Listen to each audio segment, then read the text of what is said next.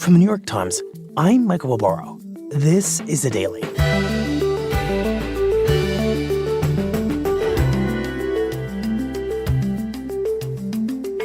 On Wednesday night, Republicans held their first debate of the 2024 presidential race without the campaign's most dominant candidate on the stage.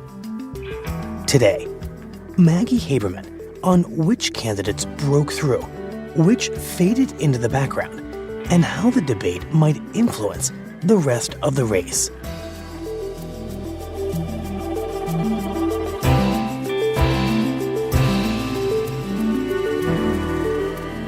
It's Thursday, August 24th.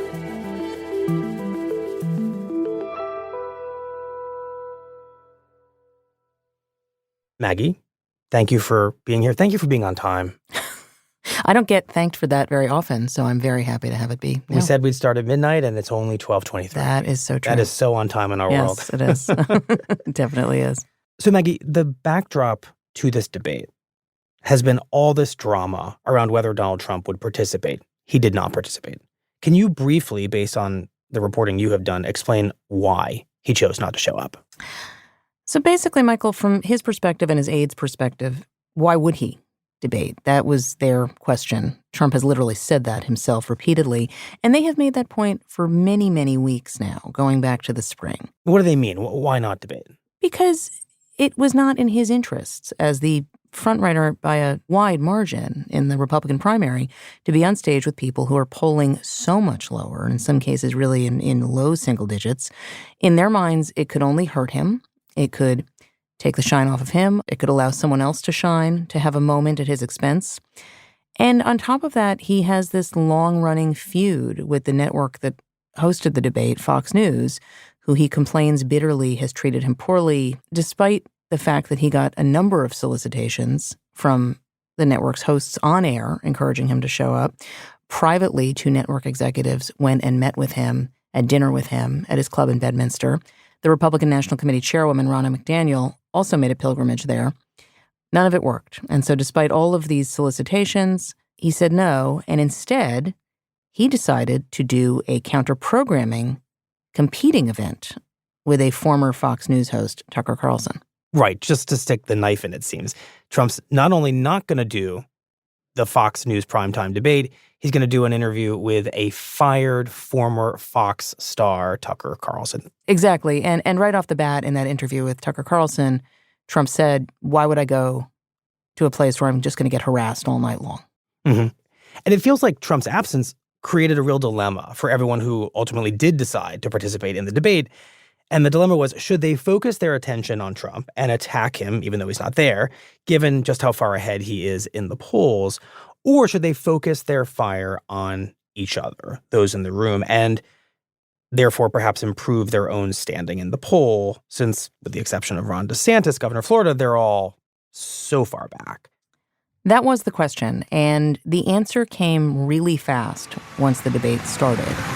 Tonight, the race for the White House takes flight. Welcome to the first debate of the 2024 presidential campaign. No one, neither the candidates nor the moderators, wanted to talk about Trump. Tonight, they are here to lay out their vision for America.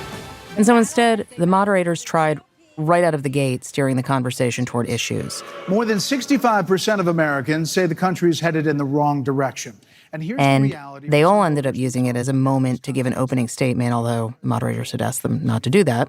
And we heard from 8 candidates on the stage. So first, let me just address a question that is on everybody's mind at home tonight. Who the heck is this skinny guy with a funny last name, and what the heck is he doing in the middle of this debate stage? We heard from entrepreneur and first-time candidate Vivek Ramaswamy. Our country is in decline. Ron DeSantis. This decline is not inevitable. It's a choice. Now, I was elected as a conservative Republican in a blue state. Christie, the former governor of New Jersey. Well, I don't care about polls. What I care about, the fact is that no one is telling the American people the truth. Nikki Haley, who was the governor of South Carolina. Our Republicans did this to us, too. And it doesn't take long for them to all start going after each other. You have Ron DeSantis, you've got Tim Scott, you've got Mike Pence. They all voted to raise the debt. Vice President Mike Pence went after Vivek Ramaswamy. Now is not the time for on-the-job training. We don't need to bring in a rookie. We don't need to bring in people without experience. Vivek Ramaswamy attacked back at Mike Pence. We're going to bring in... I just want to finish responding to Mike. I just want to respond to Mike for 1 second because he invoked me back. Listen, now that everybody's gotten their memorized, pre-prepared slogans out of the way, we can actually have a real discussion now. The reality and the fact of the matter is... Was that one of yours? Not really, Mike, actually. We're just going to have some fun tonight. And then Christie went after Vivek Ramaswamy. I've had enough already tonight of a guy who sounds like ChatGPT standing up here. And the last person in one of these debates, Brett, who stood in the middle of the stage and said, "What's a skinny guy with an odd last name doing up here?" was Barack Obama, and I'm afraid we're dealing with the same type of amateur standing on stage tonight. Saying that he was invoking a pretty similar line to something that President Obama once said. Give me a hug just like you did to Obama. The same time of amateur. Right. Explain, Maggie, exactly what's going on here. We had assumed that in the absence of Trump, that the Republicans on this stage were quite likely to go after the number 2 in the polls, which is Governor Ron DeSantis of Florida. But instead, a number of them are going after Vivek Ramaswamy, this, as you said, political newcomer who's kind of unknown to a lot of the national audience. Why is that happening? So there are a few reasons, Michael. One is because they're polling beneath him, and he is gaining on Ron DeSantis in a number of these polls. Mm-hmm. And because he's rising in the polls, while DeSantis has been losing steam, he's going to be a natural target. And he also represents something very specific in the Republican field, which is he's a far-right upstart, a younger generation. He's the most closely aligned with Trump. And candidly, he was something of a Trump stand-in on that stage. So you could attack Ramaswamy, and in that sense, you're kind of attacking Trump? Basically, yeah. I mean, essentially, Ramaswamy is offering the most full-throated defense of Donald Trump on that stage, even more than the person who served with Donald Trump, Mike Pence. And going after Trump in absentia worked better when it took on a physical form, and that was Ramaswamy. Right. And in the next series of exchanges in this debate, it felt like Ramaswamy was both dominant as a figure in that room and extremely far to the right, as you suggested he was. That's right. And so when they started talking about issues like climate, it was clear that Ramaswamy is just much, much, much further right than some of the other candidates. So, for example, on that issue, DeSantis was asked about it and didn't really answer the question. Mm-hmm. As somebody that's handled disasters in Florida, you got to be activated. You've got to be there. You've got to be present. You've got to be helping people who are doing this. And answer the question? And here's the deal. Let's just answer the question. So is that a yes or is that a yes? He gave this sort of wishy-washy answer, whereas Vivek Ramaswamy was quite clear. The climate change agenda is a hoax. The climate change agenda is a hoax. I remember thinking by this point, Maggie, that Ramaswamy's answers are lucid and they are firm. DeSantis, a little more muddled, and that this debate is not really playing out the way we thought it might in terms of who was rising to the surface, standing out, and emerging as the debate's kind of protagonist.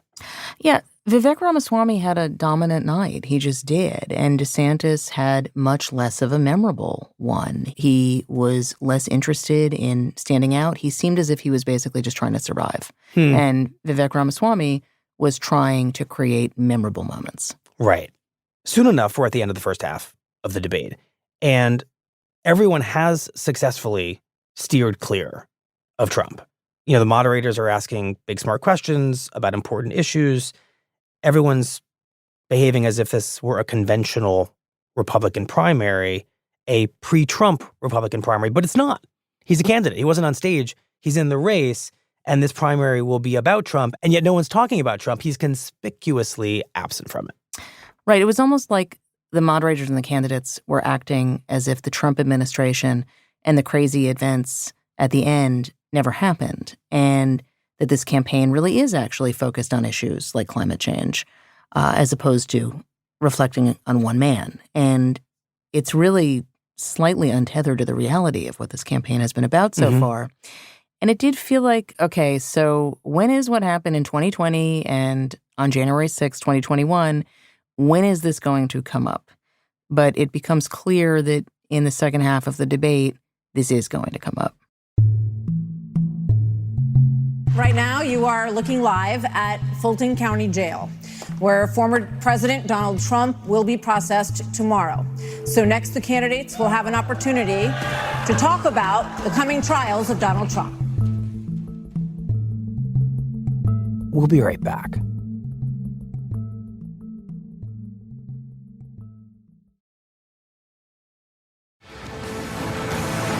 But we have a lot to get to in this second hour of this GOP primary debate. Policy discussions the Americans want to hear you all on.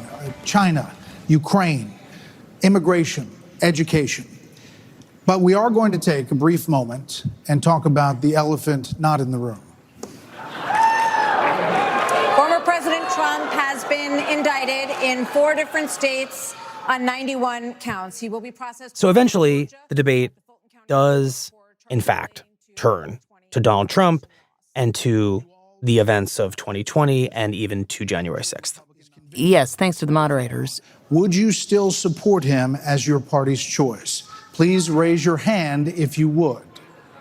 Who raised the fact that Trump has been indicted several times and could be convicted criminally before the general election. And they ask everyone to raise their hands and say if they will still be behind him if he's convicted. Right. And it felt like the opposite of everyone raising their hands at the same time or keeping them down. It was this kind of strange, reluctant, mushy thing. It was like watching the wave at a ballpark. And so some hands went Are up. drunk. And some, right. Some hands went up. Some stayed down. DeSantis, in a clip that Trump's team posted pretty quickly on Twitter, waited and looked at one half of the stage to see what everyone else where the wave was. Right, where was everyone else, and then raised his hand. Mm-hmm. So just to be clear, Governor Christie, you were kind of late to the game there, but you raised your hand? No, I'm doing this. Look. And Christie did like a half hand raise, half wave. It was hard to know what it was, and I don't think the moderators really understood what it was either. Right, so they asked him about it. Yeah. Look, I'm doing this, and not I know this. you didn't. Whoa. No. What's the look, here's the... Christie finally uses that moment to get his whack in at Trump, which is what everyone had expected he would do, and it mostly landed. Look, here's the bottom line. Someone's got to stop normalizing this conduct, okay? Now... Right, this is an attack we expected because Christie, from the moment he announced his candidacy, said, I'm going to be the Republican who's willing to say the tough, difficult things about Donald Trump and the charges against him and what happened on January 6th. That's right, and he had not done that throughout the debate up until that point, and he finally took that moment to do it. Now, whether or not you believe that the criminal charges are right or wrong, the conduct is beneath the office of President of the United States. But it didn't land that hard. He was booed pretty loudly by some in the audience for it. Truth. It doesn't change the truth. Mr. Ramaswamy, you raised your hand supporting... No, I'd like to get in and respond. Let's just speak the truth, okay? And then Ramaswamy had his moment and used it to praise Trump and attack Christie. President Trump, I believe, was the best president of the 21st century. It's a fact. And Christie, honest to God, your claim that Donald Trump is motivated by vengeance and grievance would be a lot more credible if your entire campaign were not based on vengeance and grievance against one man. I'm sorry, 30 seconds, Governor Christie. You make me laugh because you sit here in an answer. You sit here in an answer. And once again, Ramaswamy shows himself to be a pretty skilled performer. And right, taking on Chris Christie on a debate stage, Christie's known as a slayer of candidates. And yet, in exchanges like this, Ramaswamy, it does seem, is getting a little bit of the best of him. That's right. And it got so raucous between them that the audience kept booing and the moderators had to step in. The more time we spend doing this, the less time they can talk about issues you want to talk about. So let's just get through this section. Governor Christie. But they kept going at it, and Christie ultimately attacked Ramaswamy for his lack of experience. I know a lot better than you do. You've never done it, like you've never done anything to try to advance the interests of this government except to put yourself forward as a candidate tonight. And here's the thing. Right. It got quite heated. And then, of course, Pence, who is at the center of all of that drama around January 6th and the end of the Trump presidency, finally gets his say about what happened on January 6th. Right. And so Pence ended up talking about what happened that day, January 6th, 2021, amid this pressure campaign from Donald Trump, and how he got to the point of saying no. But the American people deserve to know that the president asked me in his request that I reject or return votes unilaterally, power that no vice president in American history had ever exercised or taken. He asked me to put him over the Constitution. And I chose the Constitution, and I always will. I had no right to overturn the election. It seems worth noting that Mike Pence might be polling in the single digits as he enters this debate, but he gets a tremendous amount of time and space in this debate and is assertive in a way that I don't think a lot of us who think of him and his vice presidency, which has often been defined by a kind of compliance and solicitousness, expected him to be what he was on this debate stage. Pence really came out swinging in this debate. He had something to say, and he said it. And we got to see that several times.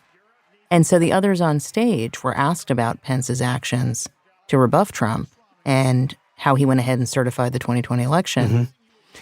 And he got praise from many on the stage. Including DeSantis. And including Christie and Nikki Haley. They all said that Pence did his job that day. Right. Everyone said it except Vivek Ramaswamy. Well, Mike, why don't you say this? Join me in making a commitment that on day one you would pardon Donald Trump. I'm the only candidate on the stage who had the courage to actually say it. That is how we move our nation forward. Instead, Ramaswamy challenges Pence to agree to pardon Donald Trump if he's elected on day one. And of course, Pence refuses to commit to that. Correct.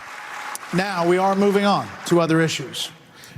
The U.S. has committed nearly $77 billion in aid to the Ukraine war. Then the moderators turn to foreign policy. They turn to the war in Ukraine, U.S. support for it. And this dynamic we have been talking about, Maggie, where Vivek Ramaswamy is very firm and very clear, and Pence is very assertive, and DeSantis is kind of fading, is very much on display again. Is there anyone on stage who would not support the increase of more funding to Ukraine? Yeah, DeSantis gets asked to articulate his position on support for Ukraine. But you're saying you would not too, Governor DeSantis? I will have Europe pull their weight. Right now, they're not doing that. Right. Will the U.S. keep sending billions of dollars to Ukraine? Yes, and he doesn't quite say whether he would or wouldn't. Our support should be contingent on them doing it, and I would have support. And then he tries to change the subject.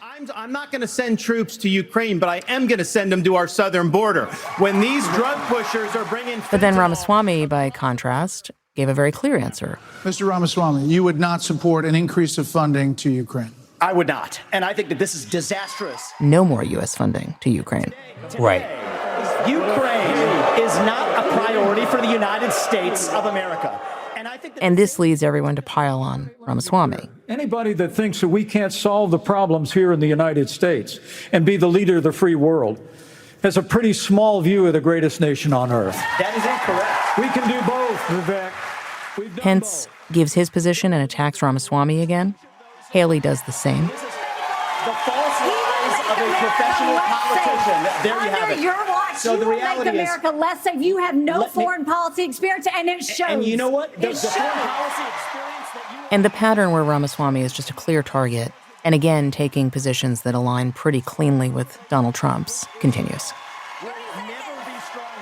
So, Maggie, I'm really curious what you make of the fact that DeSantis is operating in the way that he did in this debate, not being as unambiguous as Ramaswamy, but perhaps more importantly, shying from the kinds of exchanges and conflicts that would have gotten him more attention. Because, of course, in these debates, if you get attacked, you get more time to respond, you get more minutes of the debate. Was that just DeSantis trying to stay above the fray? Was that strategic, or is this just a reflection of his disposition and manner as a candidate, or what? You could see him at some points trying to be an alpha, which is part of his whole political persona, and using lines from his stump speech, but a bunch of them just landed with a thud. That said, his goal was clearly not to have the kind of viral moment that would be bad and would be what people would remember him for. So he sort of faded into the background, particularly later on as the debate went on. But I think that he preferred that to having a really bad moment. It was an unremarkable performance, but that probably was better than the alternative. Around this point, Thank you to all the candidates on the stage tonight. And the debate comes to an end. Thank you, everybody. We will see you on the campaign trail from debates to primaries. And I want to talk about whose candidacy in your mind might have changed the most because of this debate, because of the way it unfolded, and ultimately where this debate leaves this primary in which Donald Trump looms so large.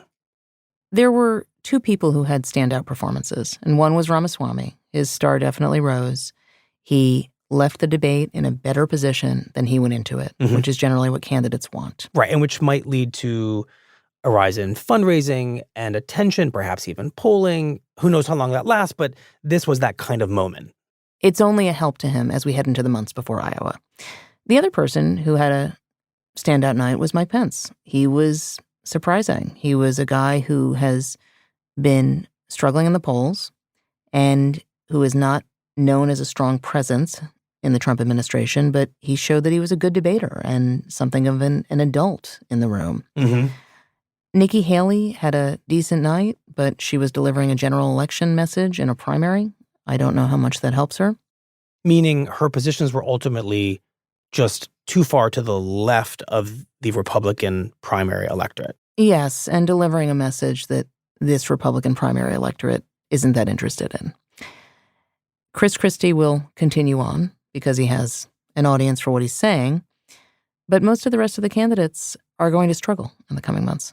Well, what does it mean that the two people who had a really good night had the night they had? Because it would seem like it might end up just complicating the state of this Republican field in which there's such a vast gap between Trump and everybody else. And I want to talk through that.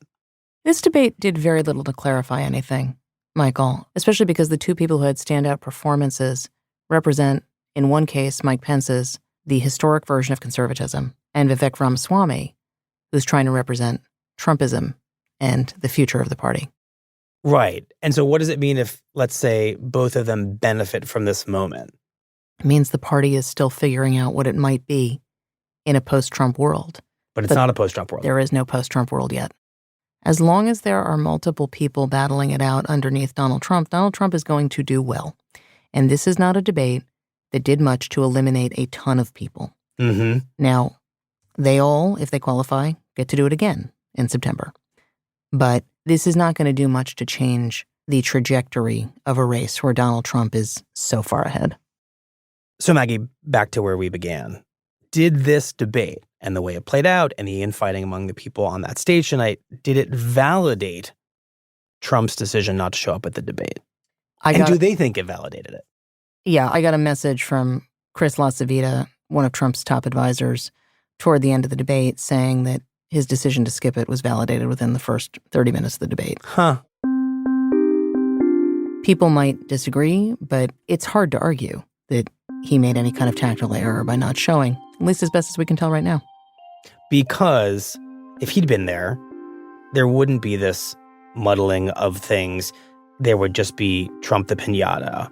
And so ultimately, as perverse as many people might think it is to not participate in the democratic process of debating for the country and the party, strategically speaking, Trump feels like it was the right call. Right. They're trying to win an election. They're not trying to win a debate.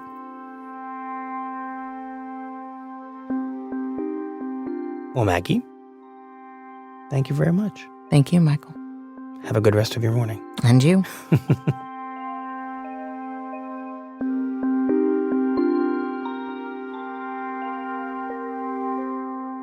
We'll be right back.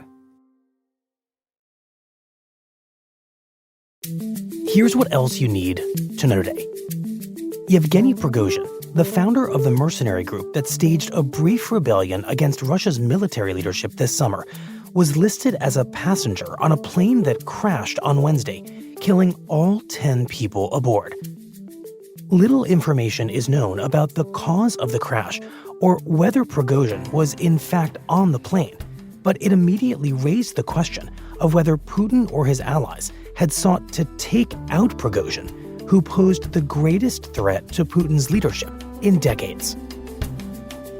And the altitude is being brought down from 800 meters, and we are nearing and approaching the lunar surface. On Wednesday, India successfully landed a set of spacecrafts in the southern polar region of the moon, making it the first country to ever reach that part of the moon's surface in one piece. The landing touched off jubilant celebrations at Mission Control and across India. People are applauding. The polar regions of the moon have long interested researchers because it is believed that craters there contain frozen waters, which, in theory, could eventually be used by visiting astronauts.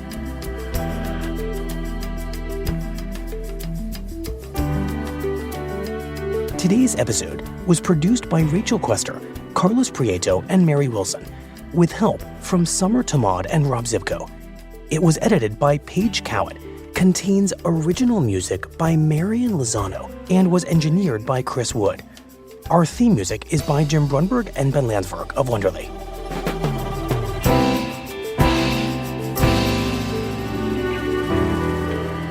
That's it for the Daily. I'm Michael Barbaro. See you tomorrow.